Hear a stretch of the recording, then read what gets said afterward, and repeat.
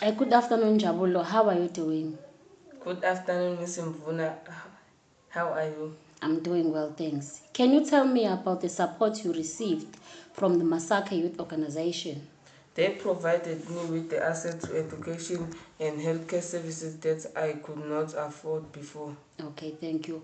How has this assistance affected your life? It has improved my health and given me hope for a better future. I can now attend school and support my family.